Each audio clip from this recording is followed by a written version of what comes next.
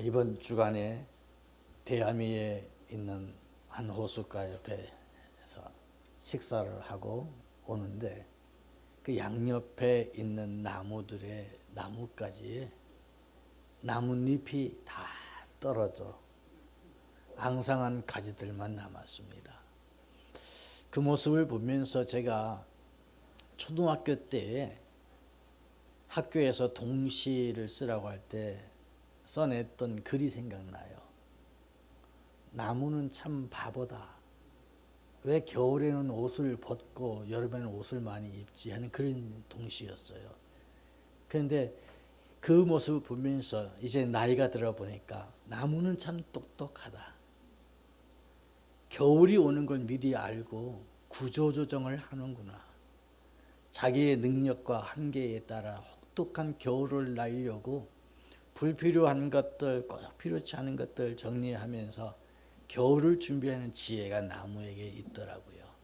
어렸을 때는 나무가 바보라 했지만 나이 드니까 나무가 똑똑하다. 또 지지난 주에는 우리 교회에 김장을 했어요. 근데 다들 웃으면서 김장하면서 하는 말이 춥기 전에 김장해서 참 좋다 이 얘기를 하시더라고요. 김장을 왜 꼭 요럴 때 하는가 했더니 겨울 준비랍니다. 저희 어머니의 모습이 생각나요. 김장을 하고 땅을 파서 김장독을 묻고 났을 때 그 표정, 겨울철을 생각하면서 든든하다는 말을 했던 기억이 납니다. 농사를 져서 곳간에 쌀을 넣고 김장을 해서 다 쌀독에 김장독을 땅에다 묻고 났을 때의 그 어머니의 얼굴은 푸짐함이 있었고 넉넉함이 있었습니다. 그만큼 겨울은 혹독하기도 하고 준비하지 않은 자에게는 심각한 어려움인 것 같습니다. 우리 인생에게도 겨울은 반드시 있습니다. 나무도 겨울이 오는 걸 알고 준비하고 주부들도 겨울이 오는 걸 알고 준비하는데 살고 있는 우리 인생들은 어찌 보면 의식주에 관해서는 겨울을 준비해도 내 삶의 영혼에 관해서는 겨울을 준비하지 아니하는 혹독한 겨울을 맞이해서 어쩔 줄 몰라 당황하는 사람들이 있을 수가 있습니다. 여러분은 겨울을 준비하고 있는가요? 오늘 찬양 참 너무 아름다웠잖아요. 내일은 난 몰라요. 하루하루 살아요.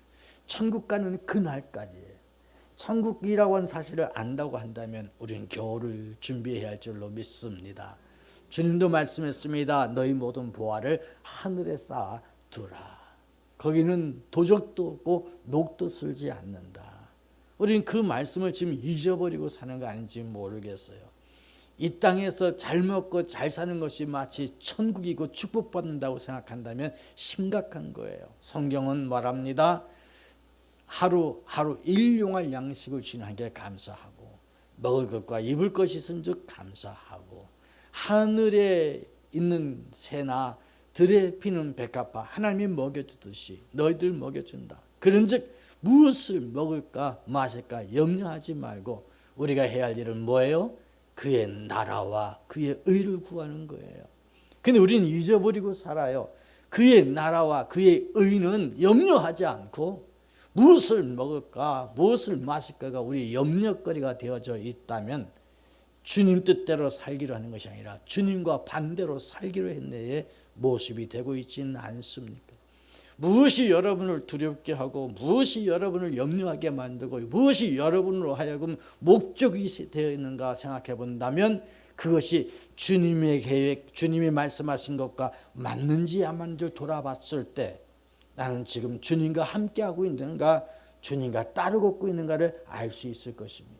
여러분의 계획과 목적과 그리고 여러분의 모든 뜻이 주님이 원하는 것이냐 아니면 여러분이 원하는 것에 주님이 지금 부합해 주지 않는다고 신앙생활에 열받고 있는가 생각해 볼 수 있기를 원합니다. 인생에게도 겨울이 있습니다.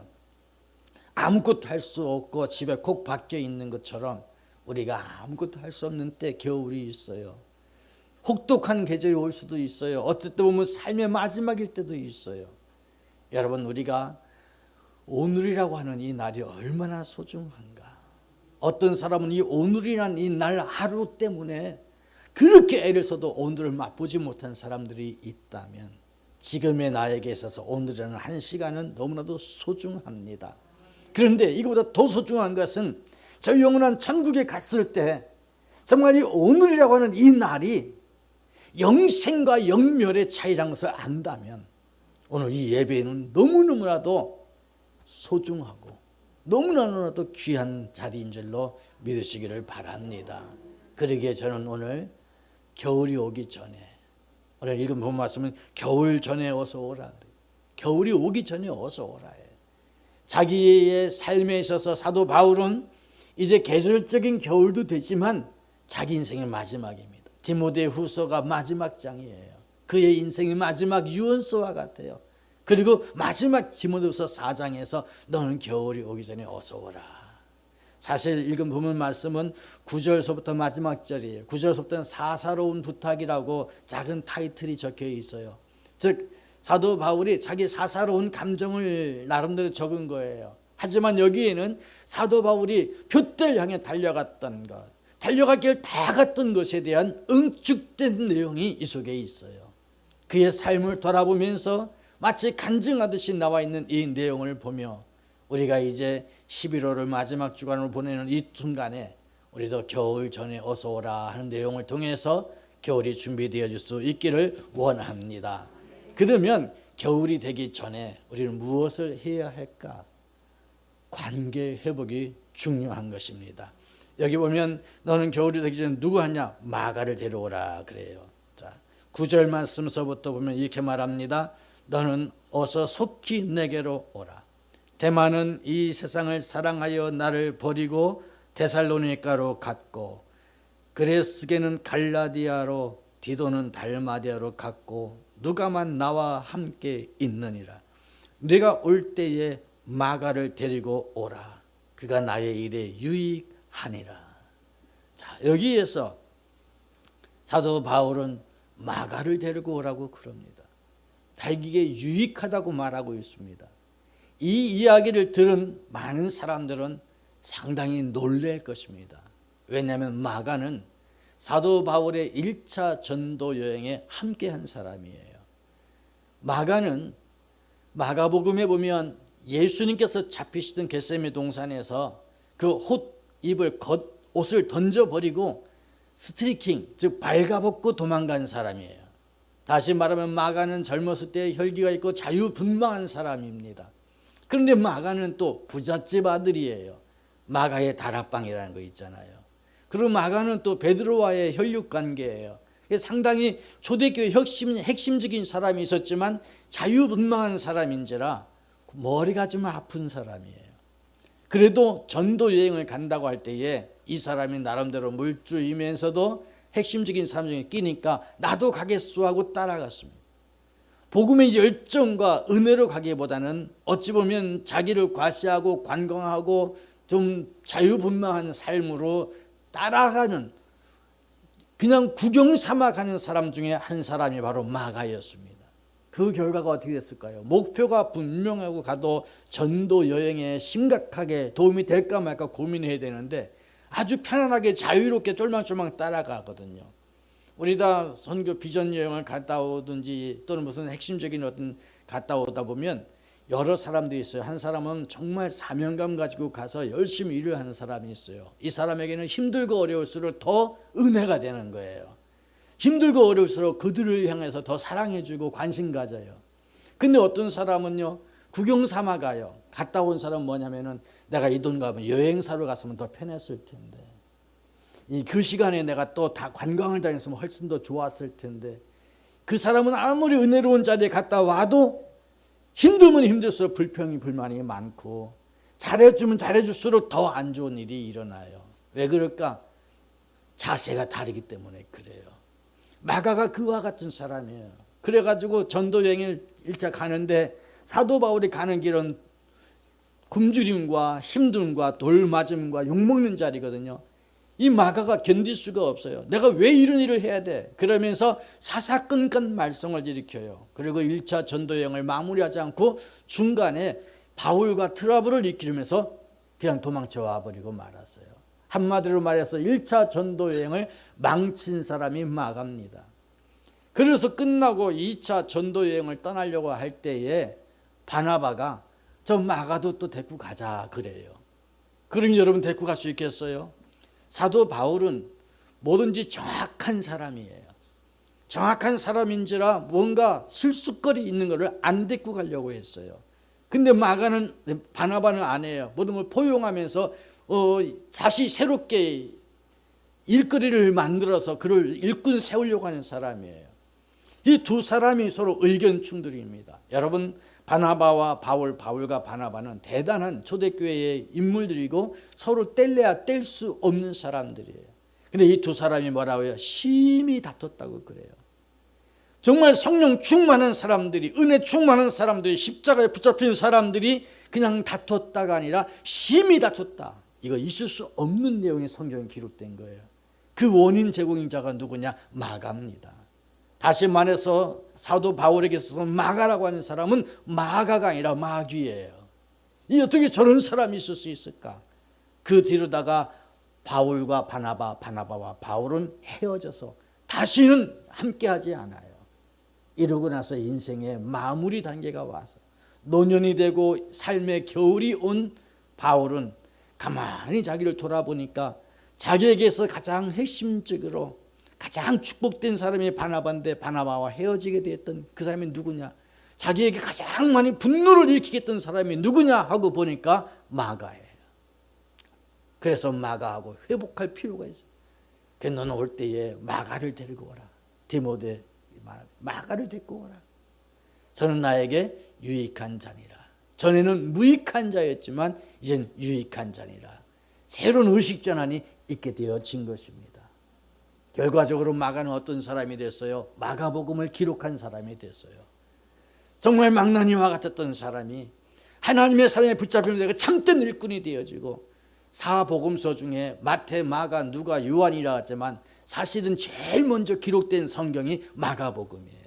가장 짧으면서도 단순하고 투박한 문장이지만 핵심적인 복음이 들어있는 이 마가복음, 마가가 기록해 유익한 사람. 사도 바울에게 유익할 뿐만 아니라 하나님의 나라에 유익하고 우리에게 가장 유익한 말씀, 바로 마가의 말씀이 되었습니다. 사랑하는 성도 여러분이요, 이것이 바로 어떠냐? 한 사람, 겨울을 준비하는, 겨울이 오기 전에 해야 할 사람, 회복이 여기에서 일어났어요. 여러분들에게 있어서 지금 회복돼야 될 것이 뭐가 있을까요? 그 전에 제자 훈련을 할 때에 어느 분이 저에게 이런 얘기했어요. 목사님, 저는 성경 공부하면서 제일 힘든 게 있어요. 그게 뭐예요? 했더니 아버지의 사랑에 대한 얘기를 하면요, 나는 그게 마음이 다쳐요. 아버지 사랑 그러면 아버지 사랑이라 아버지 분노가 일어난대. 참 우리 전대의 아버지들을 보면 자식들에게 사랑보다는 분노를 더 많이 심어줬을지 몰라요. 지금 돌아보면 저희 아버지도 어째 그랬을까? 아무리 돌아봐도 내가 아버지에 대해서 보니까 그럴 수가 없는데, 근데 그때는 사회 분위기가 그랬던 것 같아요. 참 아버지가 아버지답지 못했던 것이 바로 최고의 남자인 것 같이 살았던 시대가 바로 우리 아버지들의 세대가 아니었는가. 그러다 보니까 그분도 아버지, 하나님 아버지의 사랑 얘기하니까 이게 거부감이 생기는 거예요. 도대체는 아버지를 이해할 수가, 아버지 용서가 안 된다는 거예요. 그래 어떻게 해야겠어요? 그래도 정말 안타까운 마음으로 기도하면서 아버지, 하나님, 세상의 아버지는 그래도 하나님 아버지는 이렇고 하나님 아버지 사랑 때문에 세상의 아버지도 사랑할 수 있다고 하는 것을 선포해 주고 이야기하고 있는데, 어느 날 그분이 와서 목사님, 내가 아버지의 사랑을 이제 느낍니다. 아버지에 대한 분노가 이제 사라졌습니다. 많이 울었습니다. 그 얘기 하더라고요. 제 마음이 얼마나 기쁜지. 정말 우리의 삶에 있어서 어찌 보면 그 아버지가 다 돌아가시고 없을 수 있어요. 내가 어떤 회복할 수 있는 단계가 없을 수 있어요. 그러나 그 끌어안고 있는 나에게는 상처인 거예요.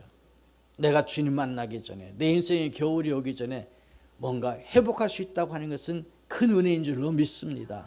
사도 바울의 축복은 여기 회복에 있어요. 인간관계의 회복 너무 귀중합니다.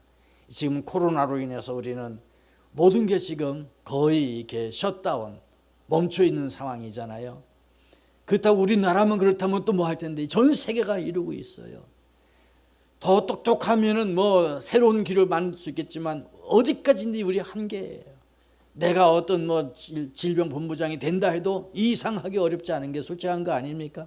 그렇다면 우리 함께 이겨나가야 돼요. 함께 이겨나가는 모습 속에서 내가 할 수 있는 것을 먼저 찾는 게 중요합니다. 누구가 아니라 내가 할 수 있는 게 뭘까? 거기에서 겨울이 오기 전에 우리도 사도 바울처럼 가장 자기 일을 괴롭게 했던, 그러므로 가장 친한 사람과 헤어지게 했던 마가, 원수 같은 마가에게 회복의 손길을 해서 무익했던 사람을 유익한 사람이라고 고백할 수 있다고 한다면 우리는 겨울을 준비하고 있는 거 아닌가. 진정 우리 삶에 이런 회복의 은혜가 있기를 주의 이름으로 축복합니다. 두 번째는 우리가 뭐냐면 마음을 넓힐 필요가 있어요. 겨울철 되면 꽁꽁 우리는 옷을 싸매잖아요. 어느 분이 카톡에 길거리 가로수에 있는 나무에 이렇게 옷을 입은 거 사진 찍어 보냈더라고요. 아, 겨울 준비 이렇게 하는구나. 근데 우리들도 지금 옷을 입잖아요. 오늘 아침에 올 때에 좀 코트라도 하나 입어야 되나, 두꺼운 옷 하나 입어야 되나 하다가 차 타고 가서 내려서 금방 걸을 건데 하고 왔어요. 근데 다음 주는 또 모르겠어요. 하나 또 입어야 되지 않을까? 왜? 추워지니까. 추워지면 뭔가 입어요. 다시 말하면 꽁꽁 싸매는 겁니다. 그런데 우리의 삶의 겨울에는 꽁꽁 싸매는 것이 아니라 더 넓혀야 하는 거예요. 이런 말이 있더라고요. 나이가 들수록 입은 닫고 뭐는 열어라? 지갑은 열어라. 입은 닫고 지갑은 열어라. 그래서 그런지 저희 선배 목사님들 보면 그전에 참 잔소리 많이 하던 목사님들도 만나면 요즘은 잔소리 안 하고 그냥 너희들이 해. 그리고 무슨 식사하려면은 대접해 드리려면 아니야, 대접 받았으니까 내가 할게 하면서 지갑을 열더라고요. 그러니까 그분은 다음에 또 무슨 있으면 불러줘요. 근데 어느 목사님은 참 현역에 있을 때도 노예 때만 되면 의장하고 나와서 잔소리하고 우리한테 막 잔소리하더니 아무도 안 불러. 그러니까 내가 내 고마비 달라고 안 할 테니까 나 좀 불러줘서 그랬는데 뒤에 앉은 우리들이 뭐라고 한지 아세요? 안 불러요. 왜? 잔소리가 계속해. 그리고 모였을 때 지갑을 여는 걸 못 봤어. 여러분, 지혜로운 사람은 입을 닫고 뭐해요? 지갑을 열어야 돼요. 그런데 더 중요한 게 있어요. 지갑을 여는 것보다 마음을 여는 게 더 중요해요. 지갑은 얼마든지 마음과 상관없이 열 수가 있어요. 그러나 마음은 아니에요. 마음은 사랑이 있어야 여는 거예요. 한겨울이 되기 전에 우리는 마음을 여는 준비를 해야 할 줄로 믿습니다. 마음을 열어라. 자, 어떻게 마음을 여는가 볼까요? 이렇게 말합니다. 10절 말씀 보면 대만은 이 세상을 사랑하여 나를 버리고 데살로니가로 갔고 또 디도는 달마디아로 갔고 11절 보면 누가만 나와 함께 있느니라. 다시 말하면 갔고예요. 다 없어요. 주변에 아무도 없는 겁니다. 16절 말씀 보니까 이렇게 말합니다. 내가 처음 변명할 때에 나와 함께한 자가 어떻게? 하나도 없고 다 나를 버렸으나. 자, 이 말을 읽을 때 참 얼마나 마음이 짠할까. 예수님께서 말씀을 증거하고 기적을 베풀 때 너무나도 많은 사람이 몰리니까 예수님이 마음대로 걸어갈 수도 없을 정도로 몰려다녔어요. 수없이 많은 사람들이 오고 다윗의 자손 예수여 그러면서 몰려옵니다. 오죽했으면 주님 만나려고 지붕을 뚫고라도 내려왔을까? 오죽했으면 뽕나무 위에라도 올라갔을까? 이 정도로 주님이 가는 곳마다 사람들로 바글바글했어요. 그런데 막상 주님이 십자가에 달릴 때는 어떻게 했어요? 제자들조차도 하나도 없어요. 다 사라졌어요. 사도 바울도 지금 인생의 겨울이 되고 보니까 하나도 없어요. 하나도. 내가 변명할 때부터 시작해서 나와 함께 했던 많은 사람들이 지금 어떻게 해요? 아무도 없다고, 하나도 없고 다 나를 버렸다. 얼마나 쓸쓸하고 괴롭고 힘든 순간일까요? 이럴 때 여러분 뭐예요? 마음이 다칠 수밖에 없어요. 사실 여러분, 제가 해마다 이때쯤 얘기하잖아요. 요 연말 연시가 되면 교회는 항상 사탄이 잔치 입어들 준비를 해요. 그래서 사탄이 꼭 이때 역사를 하거든요. 총회 앞두고.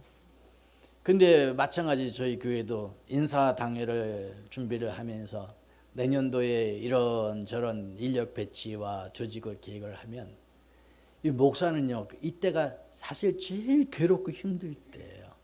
왜 그런가 하면 사람들이 이런 사람 저런 사람 필요한데 하면 그 사람 얼굴이 안 보일 때가 있다 없다?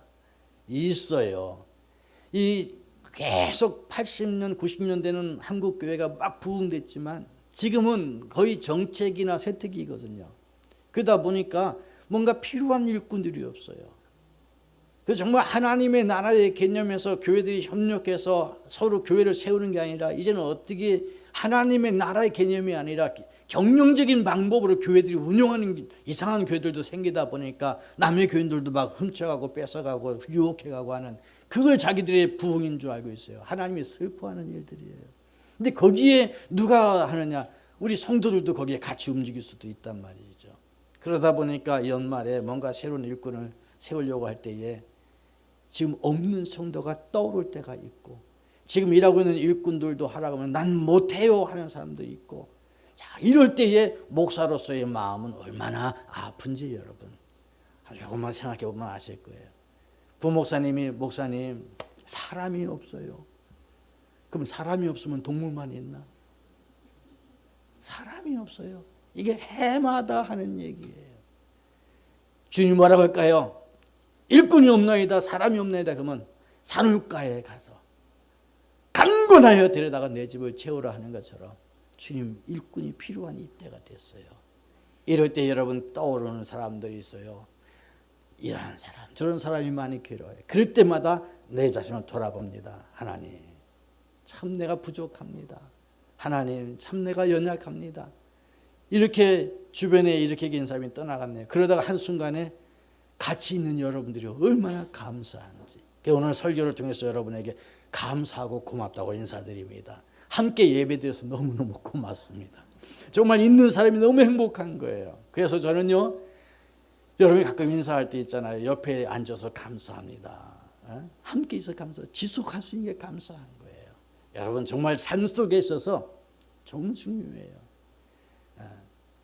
가끔 가다가 그런 얘기해요. 세상에 뛰어난 사람이 어디 있고 못난 사람이 어디 있어요? 다 그놈이 그놈이고 그 사람이 그 사람이요. 믿습니까? 함께 할 수 있다고 하는 것만 보다 더 귀한 것은 없는 것입니다.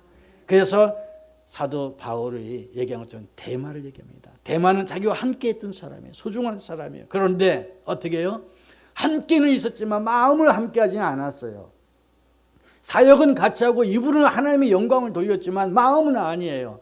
세상을 더 사랑하고 있었어요. 기회만 본 거예요. 찬스만 본 거예요. 그리고 때가 되니까 자기 편한 대로 가고 말았어요. 이게 사도 바울의 아픔인 거예요. 그런데 이 부분에 있어서 사도 바울이 한마디 합니다. 그에게 허물을 돌리지 말라. 16절 말씀 다시 읽겠습니다. 내가 처음 변명할 때에 나와 함께한 자가 하나도 없고 다 나를 버렸으나 그들에게 허물을 돌리지 않기를 원하노라. 그들에게 허물을 돌리지 않기를 원하노라. 그들 때문에 미워하고 그들 때문에 질투하고 그들 때문에 원망하지 말고, 그게 아니라 그냥 그럴 수도 있겠다. 하나님께서 허락하셨으니까 그렇겠지 하면서 포용해 주라, 그 얘기인 것입니다. 여러분 이번 겨울이 따뜻하기를 원하십니까? 여러분 인생의 겨울이 따뜻하게 나기를 원하십니까? 그렇다면 포용하십시오.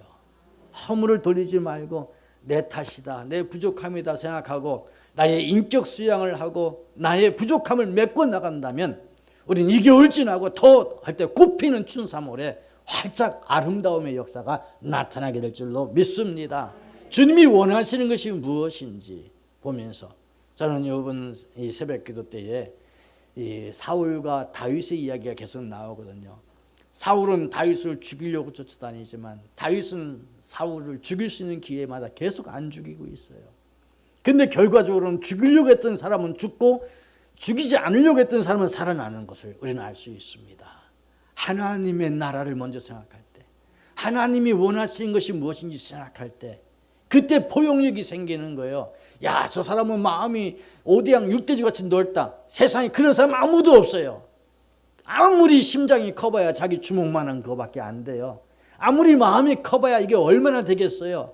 하지만 여러분, 하나님께 맡기게 되면 온 우주의 주인 되시는 주님만큼 넓어질 수가 있는 것입니다. 여러분, 괴롭고 슬픈 거 많아도 주님 바라보면서 주님의 음성 들어봅시다. 주여, 저들을 용서하여 주옵소서. 저들이 하는 것을 제가 알지 못하나이다. 알고 보면 자기들이 똑똑하고 자기들이 분명한 것 같고 자기들이 한 것이 바른 것 같지만 아니야, 알지 못한 것이에요. 나중에 모든 판단은 주님이 하십니다. 그래서 마지막으로 겨울이 되기 전에 우리는 반드시 뭘 해야 되는가? 성경을 읽어야 돼요. 여기 보면 너는 올 때에 뭐 하라냐? 가죽 종이에 쓴 것을 갖고 오라 그래요. 13절에 네가 올 때에 내가 드로와 가보의 집에 둔 겉옷을 가지고 오고 또 책은 특별히 가죽 종이에 쓴 것을 가져오라.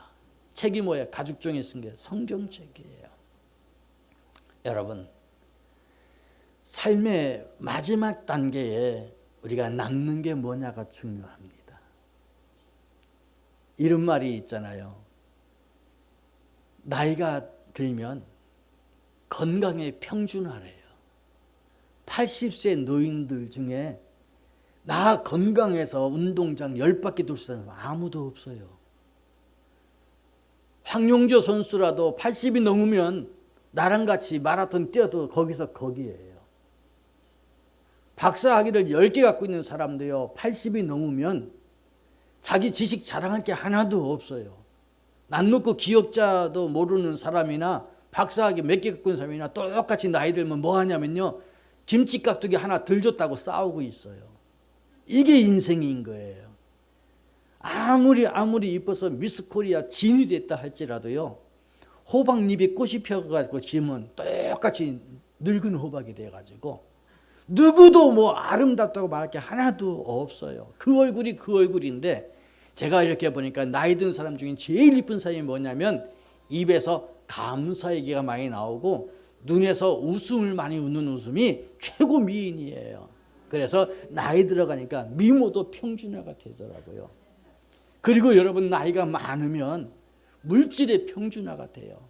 아무리 돈이 최고 많은 정주영, 이건희 이런 사람이라 할지라도요, 나이가 들어가고 있으면은 자기가 가지고 있는 것이 수억, 수천조가 있다 할지라도 거지나 일반이나 똑같습니다.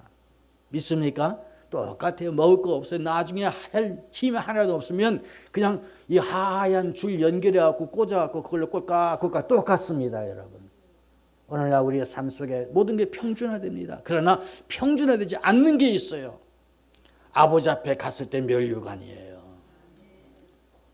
옛날 부흥사들이 할 말에 개털모자 쓴 사람이 있고 어떤 사람은 면류관 쓴 사람이 있어요. 오늘날 사랑하는 성도 여러분, 우리에게 있어서 평준화되지 않는 게 있어요. 그것은 바로 하나님의 말씀입니다. 아버지 앞에 갔을 때 여러분이 세상에 가졌던 지식과 지혜 아무리 얘기해도 하나님 앞에서는 통하지 않아요. 세상에서 내가 5대양 6대를 돌아다니고 세계 일주를 몇 번 했고요, 기업을 몇 개나 세웠고 난 어디까지 갔고, 그 얘기 하나님 앞에 통하지 않아요. 그런데 하나님과 대화하려면 뭐가 필요하냐면 하나님의 어록이 필요한 거예요. 말씀이 필요한 거예요. 이 말씀이 있으면 주님과 더불어서 함께 이야기하고 잔치이는데 아버지 앞에 섰는데 할 말이 없어요. 제가요, 처음에 외국에 나갔는데 세상에 외국 사람 딱 만났는데 심장이 왜 마음대로 뛰는지 몰라. 그때 난 심장이 없어. 난 심장이 없어 하고 싶은데 아니야. 심장이 발랑발랑 뛰고 세상에 나 굿모닝이라는 말 한마디도 못하고 나 너 만나서 반갑다는 말 한마디도 안 되는 거. 이게 뭐인지 모르겠어요. 답답하더라고요.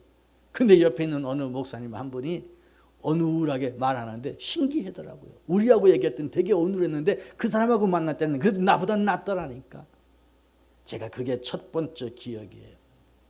두 번째는 또 이집트에 갈 때에 88년도죠. 비행기를 타고 갔는데 일본 사람이랑 같이 있었어요.